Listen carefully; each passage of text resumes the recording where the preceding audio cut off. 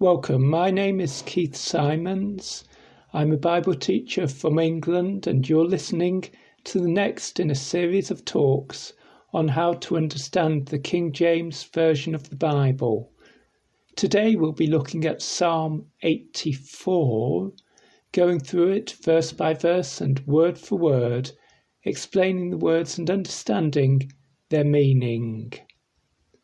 So the title of this psalm reads, Psalm 84, to the chief musician upon Gittith, a psalm for the sons of Korah.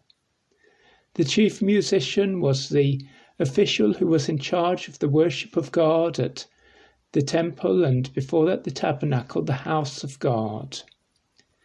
Upon Gittith.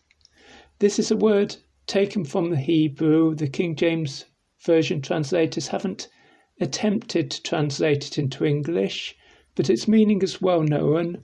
It means the wine press. In order to produce wine, you take the grape.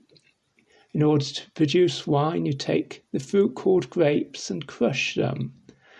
And this is associated with the Feast of Tabernacles, the great harvest festival when Israel's people would gather at the temple in Jerusalem, where they would stay in tents, or rather in shelters, in booths they call them today, to remember the time when Israel's people were passing through the desert on their way to Israel.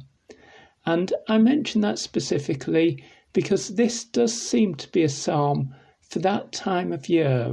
It contains a lot of references to the journey to Jerusalem. It also has reference to tabernacles in the first verse, as we'll soon see. A psalm for the sons of Korah. Korah was someone who rebelled against God and against Moses and against Aaron, and who died for his sins. But the sons of Korah lived, and their families in future generations became important officials in God's house, the temple.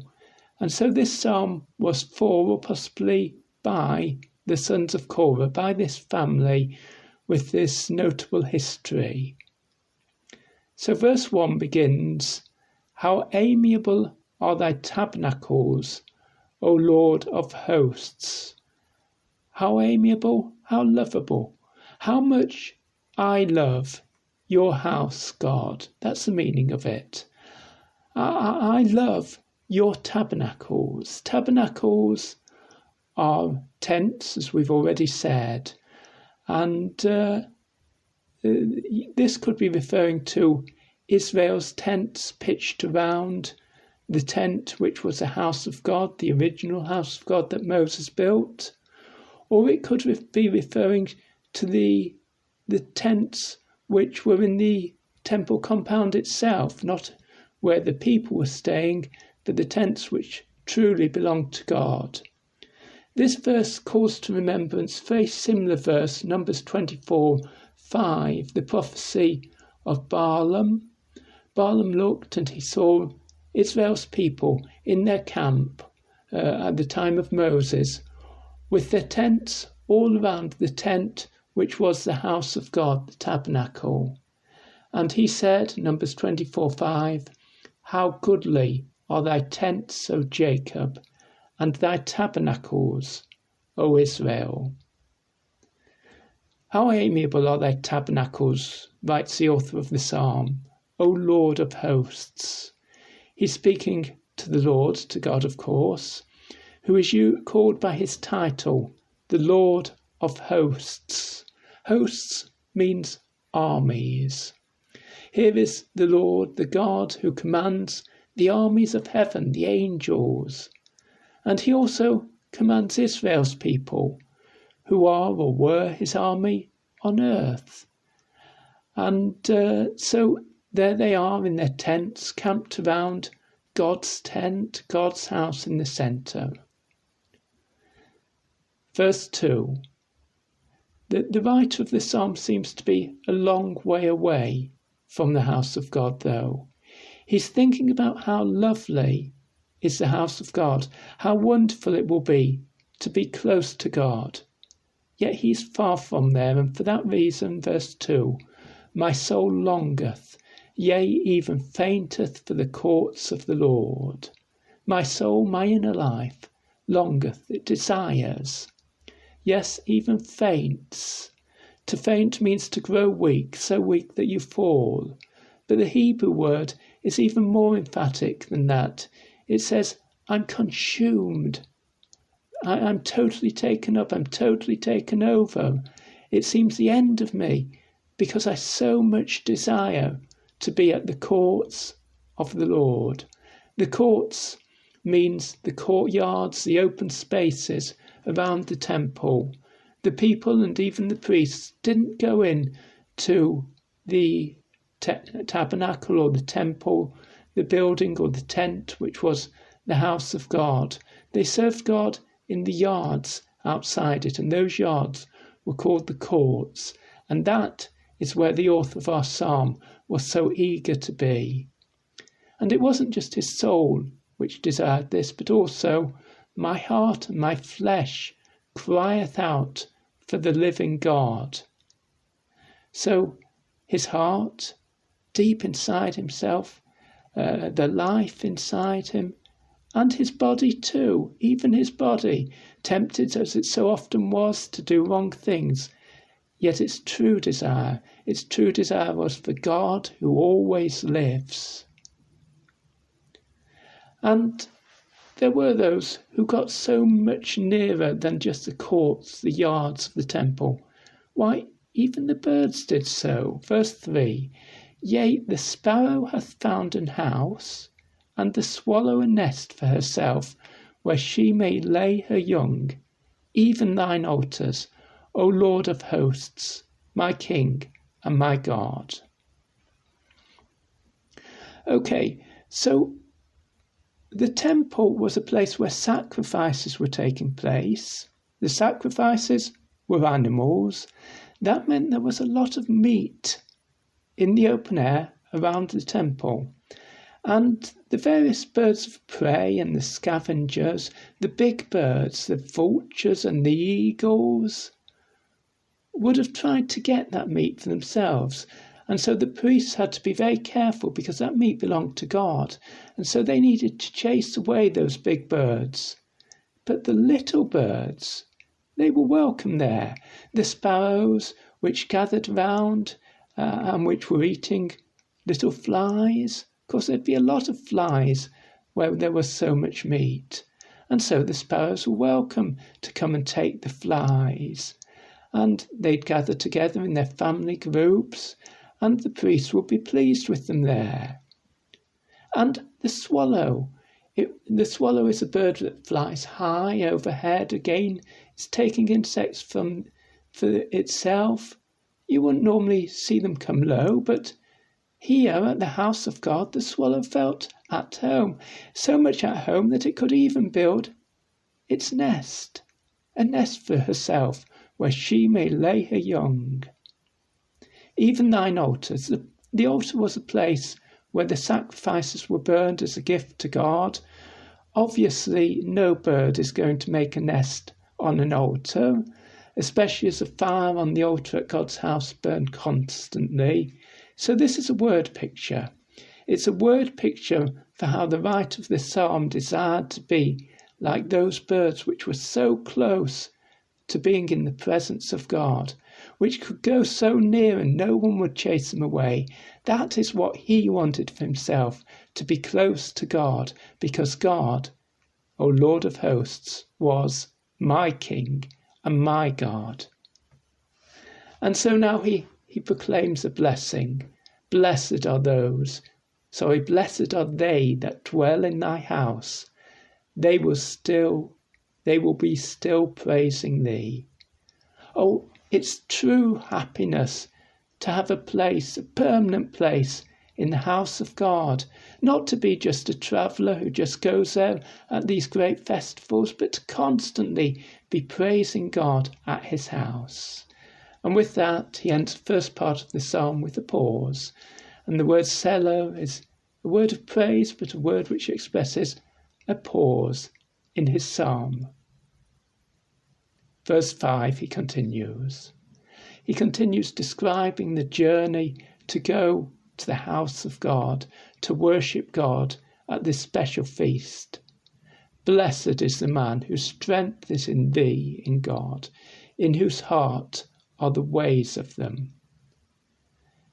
He feels so weak, so faint when he thinks about the house of God, verse 2.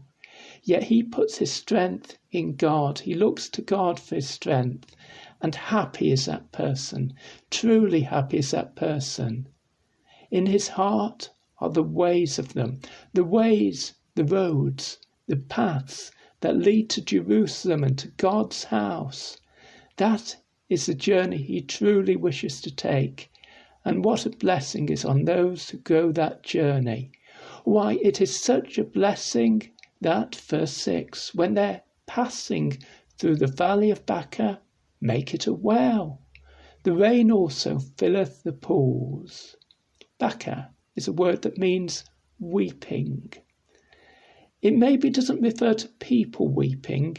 It may refer to trees that grew in a dry valley and which would weep sap from the tree, the juice from the tree coming out. But it's a picture of a dry and desperate valley. The rivers near Jerusalem do dry up in summer. There's long dry periods in Israel. And so rain is a great blessing. The Feast of Tabernacles comes towards the end of the dry season in Israel. It's been dry for months and months. The land is dry. And yet these people are so happy. There's so much rejoicing in God that passing through this dry valley, well, they find a source of water. They maybe the water is a word picture for the joy in themselves. It can't be dried up by this dry valley. The rain also comes.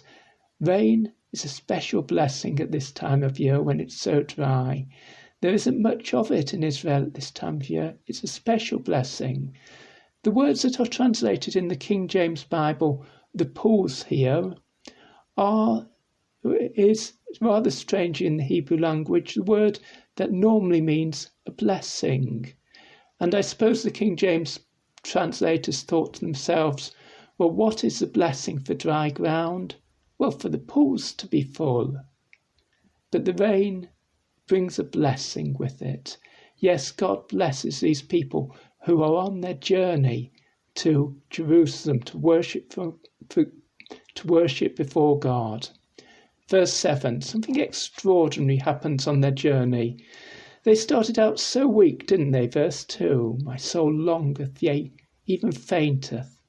But they go from strength to strength. Normally on a journey, as if you go a long walk, you get weaker until you can go no further. You go from weakness to weakness or from strength to weakness. But they go from strength to strength. They feel stronger and not weaker as they go this journey because they're going to pray before God at his tabernacle, his house, his holy place. And that rejoicing in them, that joy, that true happiness that God gives them courage and strength so that they feel stronger and stronger until every one of them in Zion, in Jerusalem, appeareth before God, until each one of them completes their journey to be there at the temple or the tabernacle, at the house of God, to pray to God. And so the writer of our psalm asks God to hear his prayer. Verse 8, O Lord God of hosts, hear my prayer. Give ear, in other words, listen to me, O God of Jacob. And then he pauses again with the word Selah. Now we come to the prayer in verse 9. The author of our psalm has come with a very particular prayer to raise before God.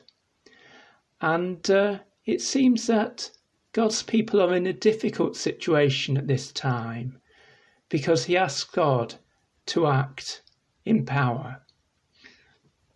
Behold, verse 9, O God our shield, and look upon the face of thine anointed. The word behold means look. He's asking God to look. He uses the word look, of course, in the second half of the verse. And he calls God, O God, our shield. It's God who defends his people. It's God who defends Israel from its enemies.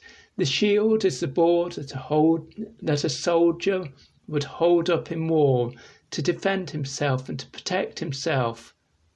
Israel needs protection now. God's people need protection. Look upon the face of thine anointed.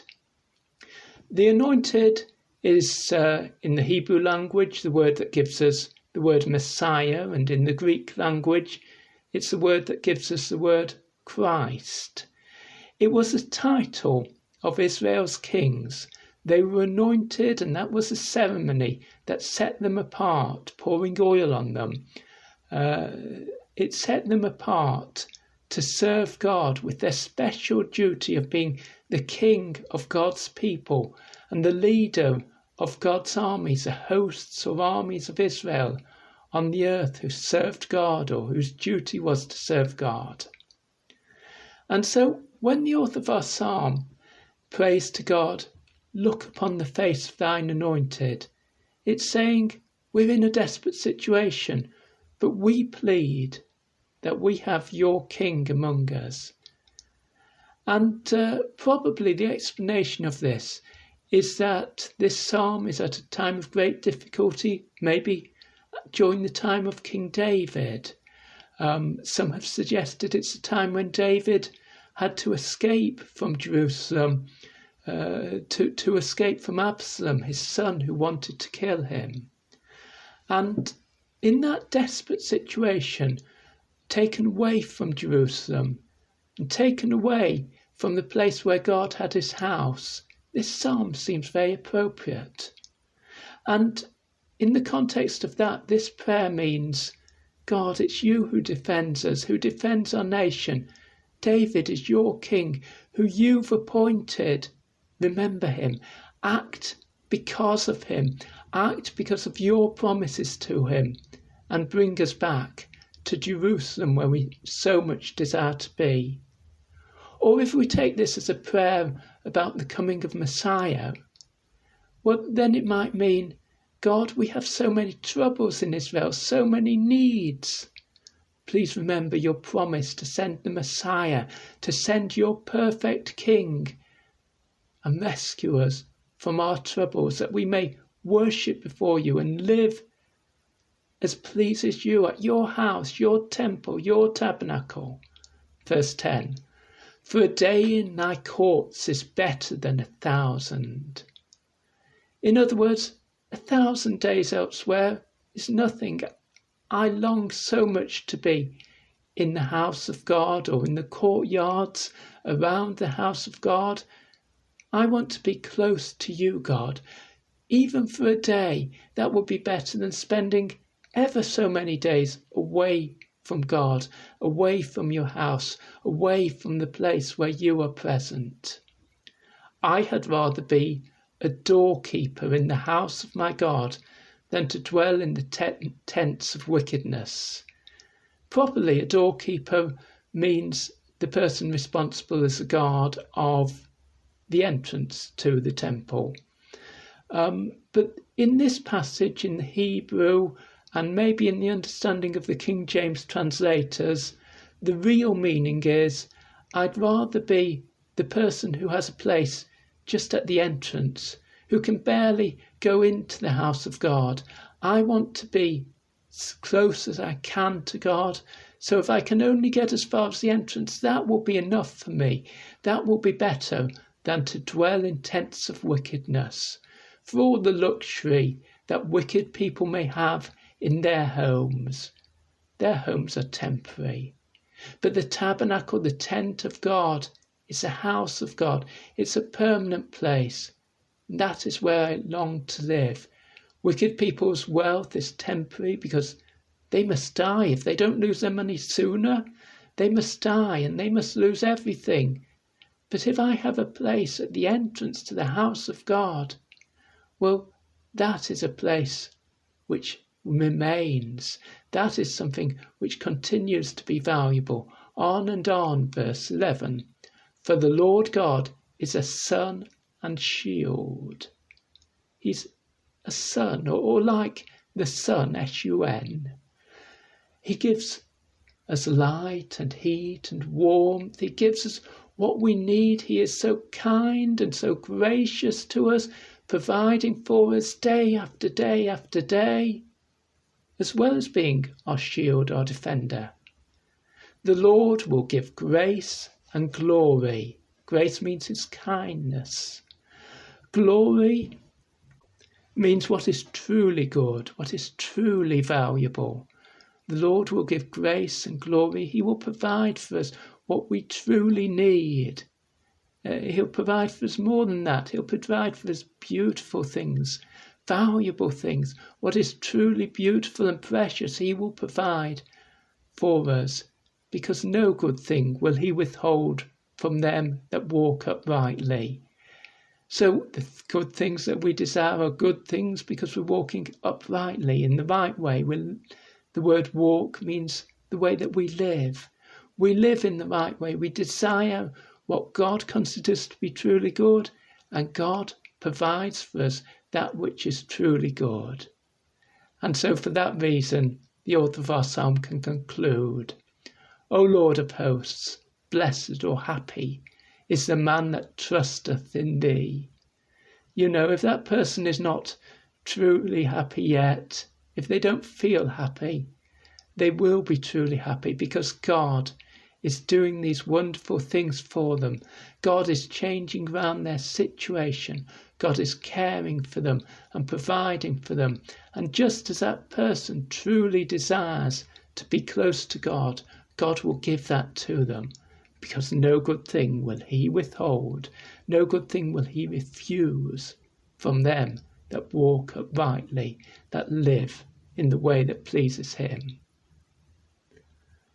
I'd like you to write to me if you can, 333kjv@gmail.com. Please say that you've heard the talk on Psalm 84, 333kjv@gmail.com. Now here is a whole psalm. Psalm 84. To the chief musician upon Gittith, a psalm for the sons of Korah. How amiable are thy tabernacles, O Lord of hosts!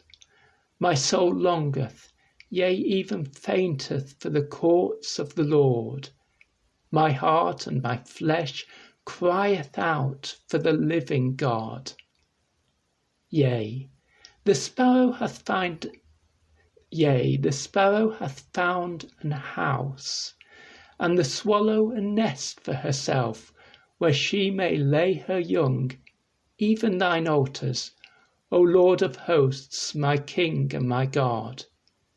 Blessed are they that dwell in thy house, they will be still praising thee, Selah.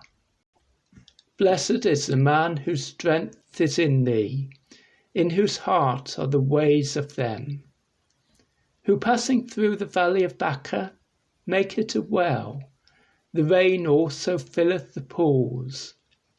They go from strength to strength, every one of them in Zion appeareth before God. O Lord, God of hosts, hear my prayer. Give ear, O God of Jacob, Selah. Behold, O God our shield, and look upon the face of thine anointed. For a day in thy courts is better than 1,000. I had rather be a doorkeeper in the house of my God than to dwell in the tents of wickedness. For the Lord God is a sun and shield. The Lord will give grace and glory. No good thing will he withhold from them that walk uprightly. O Lord of hosts. Blessed is the man that trusteth in thee.